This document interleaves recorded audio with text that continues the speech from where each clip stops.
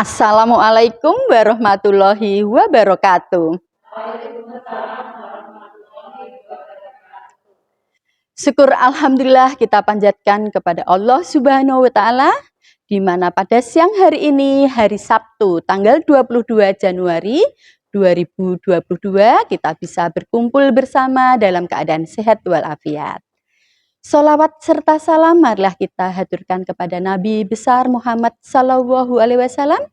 Kita nantikan syafaatnya di yaumul akhir. Amin.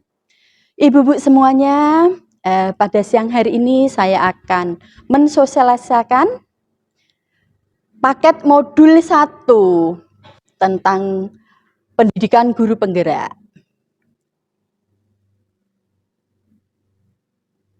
Yaitu tentang refleksi filosofi pendidikan Indonesia menurut Ki Hajar Dewantara. Tetapi sebelumnya saya akan memperkenalkan diri, saya adalah Hasti Astuti Haryani, mengajar di TK Islam Al-Azhar 14 Semarang. Saya sebagai calon guru penggerak angkatan keempat. Dasar-dasar kependidikan Ki Hajar Dewantara yang pertama adalah menuntun. Di mana menuntun kita adalah menggandeng anak, mendidik anak untuk mencapai keselamatan maupun kebahagiaan yang setinggi-tingginya. Baik itu anak sebagai individu maupun ia sebagai anggota masyarakat.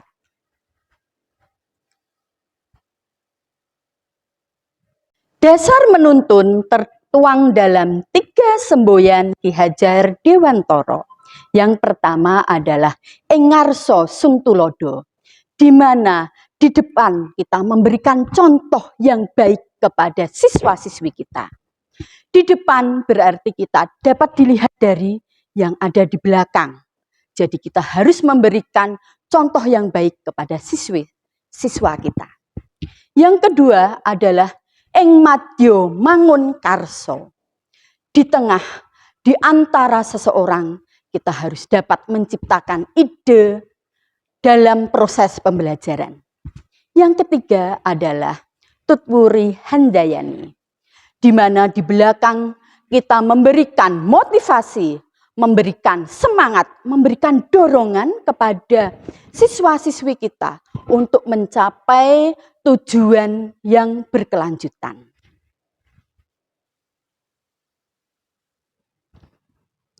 Dasar kependidikan Ki Hajar Dewantara yang kedua adalah merdeka, di mana siswa-siswi kita merdeka untuk memilih permainan apa yang mereka kerjakan, memilih pembelajaran apa yang mereka lakukan. Di sini di TK Islam Al-Azhar 14 kita bermain lospat, di mana anak-anak bisa memilih mainannya untuk menciptakan ide-ide atau proyek-proyek yang akan mereka kerjakan.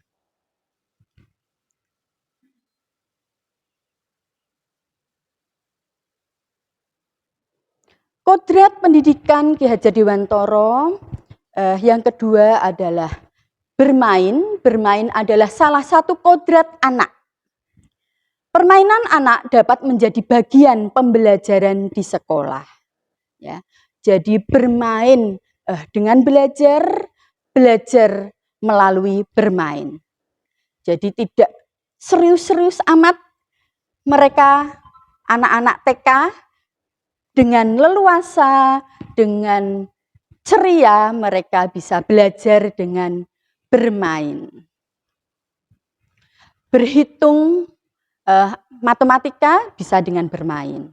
Membaca bisa dengan bermain melalui kartu-kartu, kartu angka, kartu huruf, dan sebagainya. Pendidikan Ki Hajar Dewantara yang ketiga adalah berpihak kepada anak, memanusiakan manusia. Jadi tidak berpihak kepada guru. Kalau zaman dulu kan berpihak kepada guru ya, berpusat pada guru. Anak duduk anteng mendengarkan guru, semua berpusat pada guru, tetapi sekarang tidak. Sekarang pembelajaran berpusat kepada anak. Anak sebagai sentranya, anak bisa menentukan pilihan bermainnya. Bebas dari segala ikatan, anak bebas dari segala ikatan, dengan suci hati mendekati sang anak. Bukan untuk meminta sesuatu hak kepada anak. Nilaimu harus bagus, kamu harus ranking 1, tidak seperti itu. Jadi kita tidak menuntut hak kita kepada anak. Kamu harus bisa ini, kamu harus bisa itu, kamu harus bisa matematika, nilaimu harus bagus, kamu harus ranking 1, tidak seperti itu. Tetapi untuk menghamba kepada sang anak.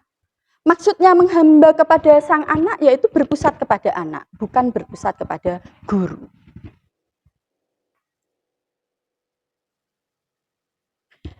Dasar kependidikan Ki Hajar Dewantara yang keempat adalah bahwa anak bukan tabula rasa. Anak bukan kertas kosong yang bisa digambar sesuai dengan keinginan orang dewasa, sesuai dengan keinginan guru, sesuai dengan keinginan orang tua, tidak.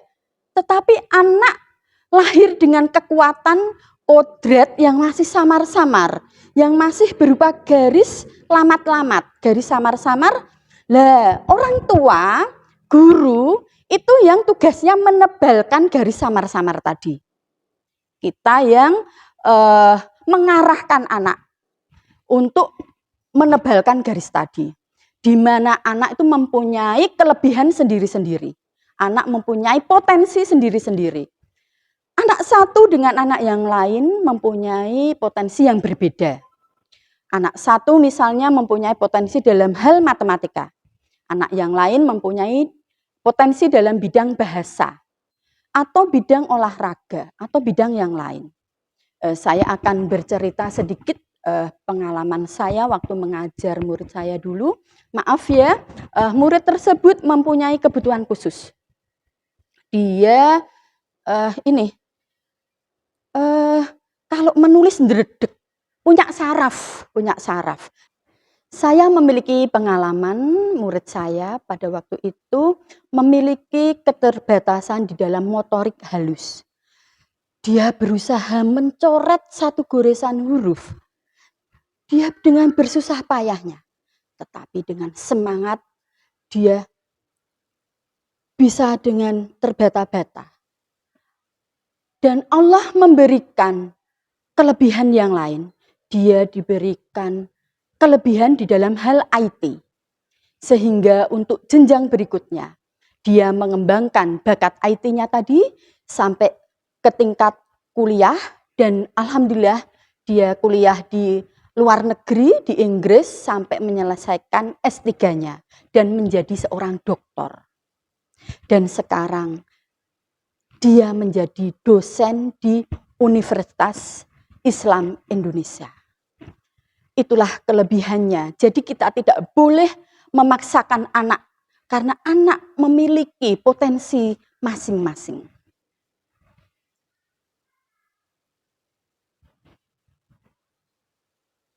Dasar kependidikan Ki Hajar Dewantara yang keempat adalah bahwa anak bukan tabula rasa. Kita menebalkan laku anak dengan kekuatan konteks diri anak dan sosiokultural budaya mereka. Mereka punya sosial masing-masing, punya budaya masing-masing, dan punya kultural. Tahapan pembelajaran anak. Tahapan pembelajaran anak dibagi oleh 3. Yang pertama yaitu wiraga. Di mana wiraga rentang usianya 0 sampai 8 tahun. Yaitu di masa PAUD, masa TK. Masa TK itu berdasarkan pengalamannya, berdasarkan raga, indera mata, indera penglihatan, indera yang lainnya, dan berdasarkan imajinasinya. Jadi berdasarkan yang ia lihat, berdasarkan yang ia tiru. Jadi masa TK adalah masa untuk meniru. Jadi kita harus hati-hati kalau di masa TK karena anak-anak kita itu masih masa imajinasi, masa untuk meniru. Yang kedua adalah wiraga wirama, di mana wiraga wirama dibagi menjadi dua, yaitu masa SD awal, usia SD awal, SD kelas 1 sampai kelas 3, dan SD kelas 4 ke atas. Yaitu kalau SD awal itu masih mengenal dan menguasai teks sedikit ya. Untuk SD kelas 4 ke atas itu sudah mulai memperdalam dan memperluas konteks untuk keterampilan bertanya dan sebagainya. Untuk selanjutnya yaitu wirama, di mana wirama berusia 16 sampai 24 tahun pada masa tingkat SMA. Di tingkat SMA ini siswa harus sudah mempunyai pilihan hidupnya. Aku besok ingin jadi apa? Aku besok harus seperti ini. Aku besok harus menjadi seorang polisi misalnya. Nah, itu sudah ditentukan dari SMA awal. Dia harus bisa menentukan jurusannya, pilihannya. Di SMK jurusan apa atau di SMA jurusan apa. Dasar kependidikan Ki Hajar Dewantara yang kelima adalah budi pekerti. Di mana budi pekerti ini adalah harus sudah tertanam sejak usia dini, harus tertanam dari awal. Karena budi pekerti adalah kunci yang utama anak-anak untuk kehidupannya.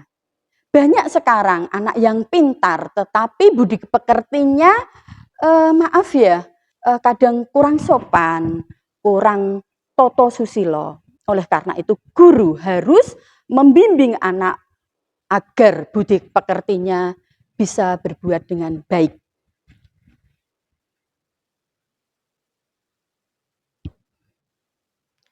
Budi pekerti bisa dituangkan dalam profil pelajar Pancasila, di mana ada 6 profil pelajar Pancasila. Yang pertama adalah beriman dan bertakwa kepada Tuhan Yang Maha Esa. Beriman dan bertakwa kepada Tuhan Yang Maha Esa harus ditanamkan dari dini, dari sejak kecil, dari TK. Kita diajarkan berdoa sebelum pembelajaran, diajarkan untuk berdoa, menjawab salam, mengucap salam, dan sebagainya. Yang kedua adalah berkebinekaan tunggal, di mana kita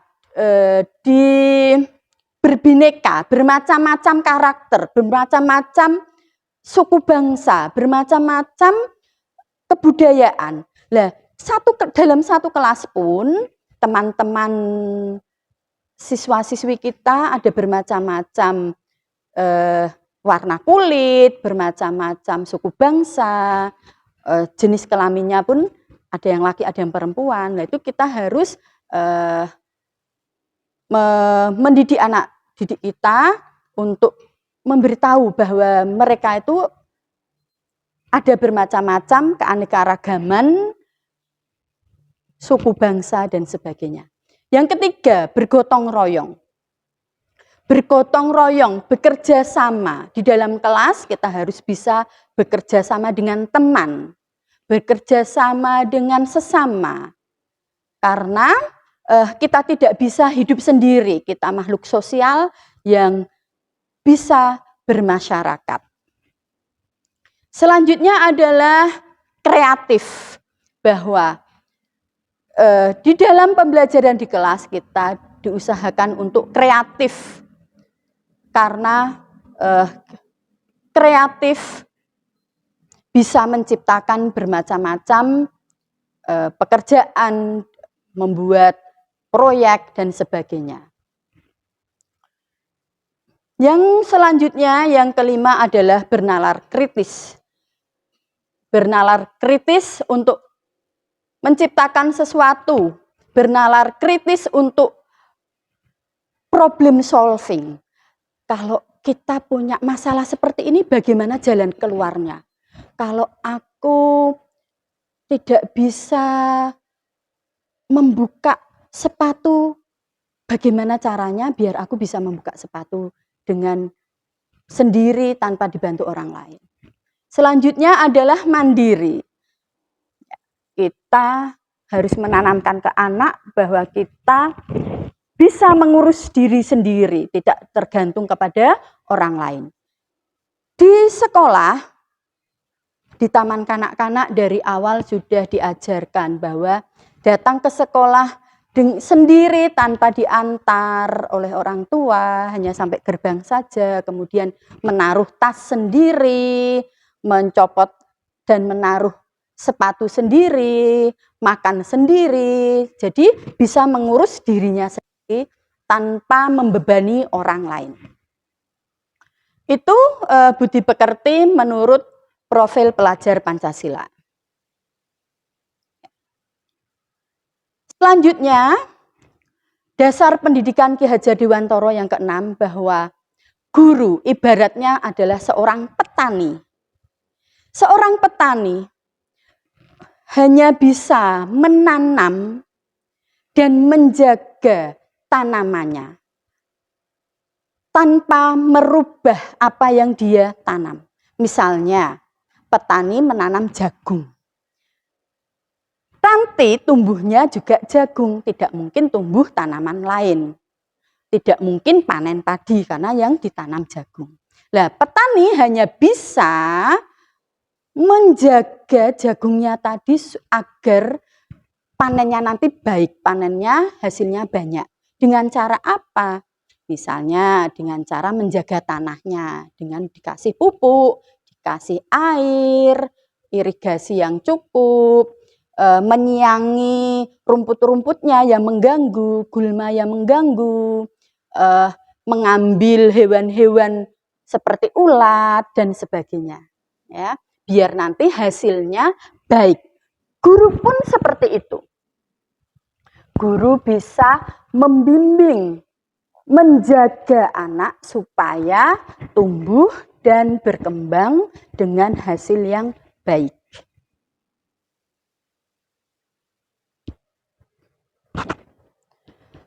Yang ketujuh adalah relevansi filosofis pendidikan Ki Hajar Dewantara.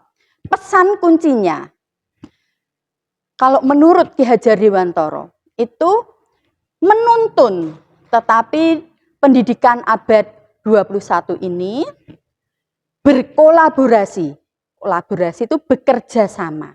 Bekerja sama dengan teman, dengan sesama, kemudian kritis reflektif, berkomunikasi dengan sesama, jadi tidak diam-diaman, apalagi sekarang zaman HP, diam-diaman walaupun jarak jauh, tetapi kita harus berkomunikasi, menjalin komunikasi dengan orang lain.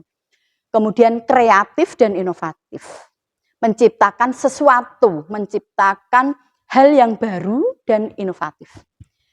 Kemudian tujuannya kalau menurut Ki Hajar Dewantara adalah selamat dan bahagia. Kalau pendidikan abad 21 ini well-being, sama, yaitu keselamatan dan kebahagiaan. Ya. Itu.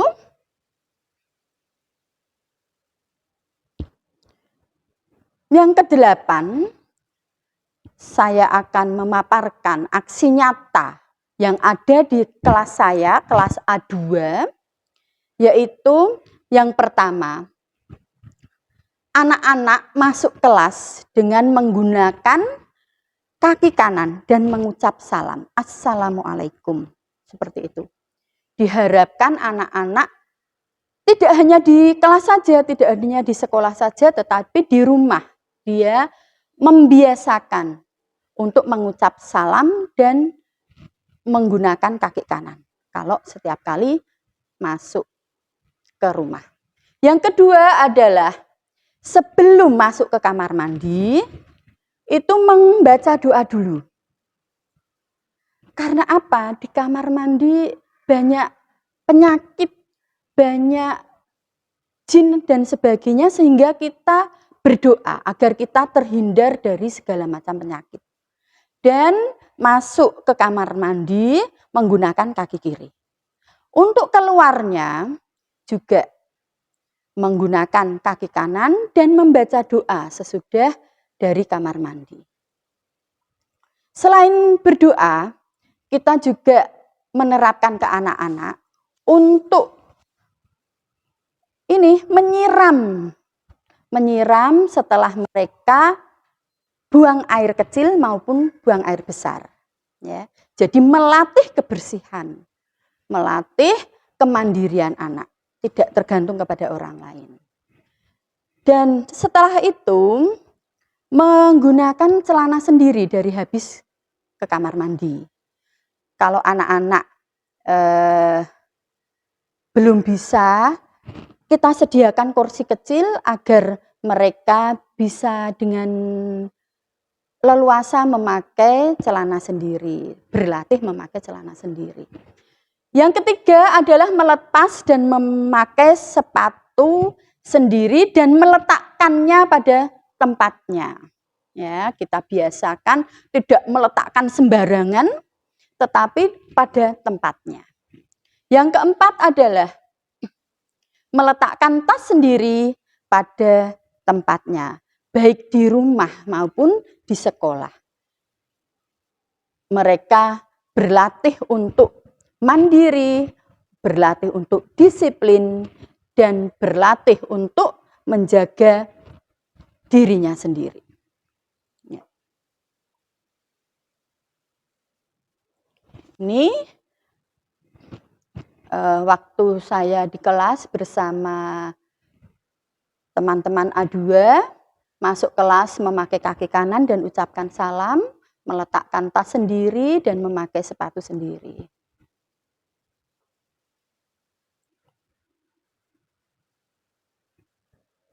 Terima kasih ibu-ibu semuanya. Mungkin ada yang ditanyakan, kami persilahkan. Demikian ibu-ibu yang bisa saya sampaikan. Terima kasih atas perhatiannya. Wassalamualaikum warahmatullahi wabarakatuh. Waalaikumsalam.